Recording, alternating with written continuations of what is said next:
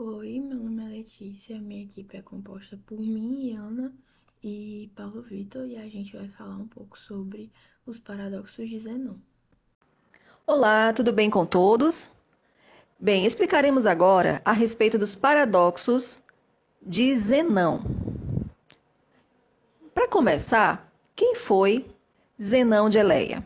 Foi um filósofo grego que viveu num período que nós chamamos período pré-socrático, ou seja, ele viveu antes do famoso filósofo Sócrates, por volta do século V. Sua contribuição para a história é notável, principalmente devido aos paradoxos que ele propôs. Porque esses paradoxos, eles desafiavam as concepções intuitivas e comuns que as pessoas tinham na época. Então, o que ele ensinava para as pessoas, né, na realidade, a respeito de conceitos sobre movimento e infinito, parecia estranho e confuso para as pessoas naquele tempo. Bom, quais são então os paradoxos que nós vamos falar a respeito dos paradoxos de Zenão? São o de Aquiles e a tartaruga, o estado dicotômico e também a respeito da flecha em voo. Esses paradoxos, eles foram apresentados para demonstrar contradições aparentes nas ideias correntes sobre movimento e infinito. Embora esses paradoxos não tenham resolvido diretamente as questões que propuseram, eles desencadearam debates significativos em algumas áreas. Por exemplo, na filosofia e na matemática.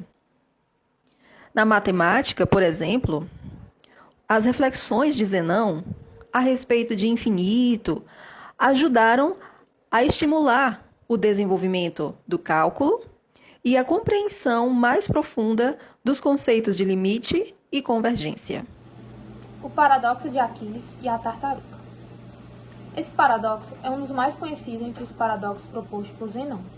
Ele ilustra a aparente impossibilidade do movimento contínuo, desafiando nossa intuição sobre como as distâncias são percorridas. Aquiles, o herói da mitologia grega, desafia uma tartaruga para uma corrida. Dando a vantagem à tartaruga, Aquiles concorda em começar a corrida a certa distância atrás dela, por exemplo, a 10 metros. A condição é que mesmo que Aquiles seja muito mais rápido, ele só pode ultrapassar a tartaruga se esta estiver à frente quando ele atingir a posição inicial dela. A linha de raciocínio de Zenão é construída em uma série infinita de intervalos de tempo e distância. Em cada intervalo, Aquiles alcança o ponto onde a tartaruga estava anteriormente. Mas durante esse tempo, a tartaruga avança um certo comprimento. Essa série de movimentos infinitesimais parece indicar que Aquiles nunca alcançará a tartaruga, pois sempre haverá um novo ponto para ele atingir, enquanto a tartaruga se move constantemente adiante. Zenão argumentava que, de acordo com sua lógica paradoxal, Aquiles nunca seria capaz de ultrapassar a tartaruga, pois haveria uma infinitude de pontos para ele alcançar. O paradoxo destaca a complexidade filosófica e matemática relacionada ao conceito de infinito e ao movimento contínuo. Na resolução matemática moderna, compreendemos que a soma infinita dos movimentos de Aquiles converge para um valor finito, permitindo que ele ultrapasse a tartaruga. Bem, falarei agora a respeito do paradoxo da flecha em voo. Zenão de Eleia propôs o paradoxo da flecha em voo. Do que se trata? Na realidade, é uma outra ilustração bastante intrigante de seu questionamento sobre dois aspectos: a natureza do tempo e do movimento. Este paradoxo, ele foca na ideia de que em qualquer momento específico, uma flecha em voo, ela está em repouso. São constantes repousos. Isso levanta questões fundamentais sobre a compreensão convencional do tempo e do movimento. O argumento de Zenão, ele pode ser resumido da seguinte maneira. Em um determinado instante, a flecha ocupa um espaço específico. Nesse exato momento, se considerarmos o tempo como algo instantâneo e estático, a flecha não está se movendo. Na verdade, está ocupando um único lugar. Portanto, em cada momento individual, a flecha está em repouso. A implicação aqui é que se em todos os momentos a flecha está em repouso, a conclusão lógica seria que a flecha como um todo está em repouso.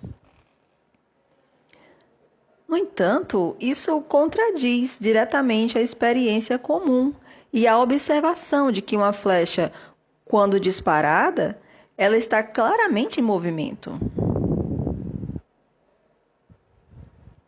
A resolução moderna para o paradoxo da flecha em voo, muitas vezes ela envolve uma compreensão mais sofisticada da natureza do tempo.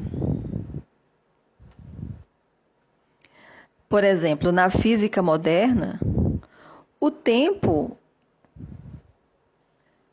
ele não é mais considerado apenas uma sequência de instantes estáticos. Não é apenas isso. Mas, na realidade, trata-se como parte de uma estrutura espaço-temporal contínua.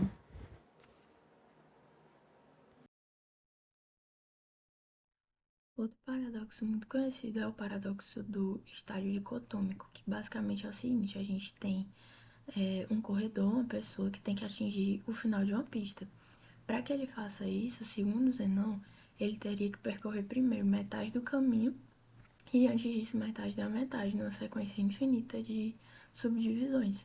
Só que o argumento é o seguinte: como ele vai ter essa sequência infinita de subdivisões, ele nunca vai chegar no final do trajeto, porque sempre vai ter uma subdivisão adicional para que ele alcance.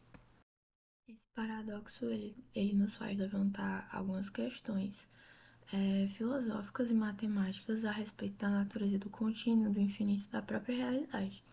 Na matemática moderna, a gente tem algumas abordagens, como, por exemplo, a teoria dos conjuntos, que nos permite entender os diferentes níveis de infinitude.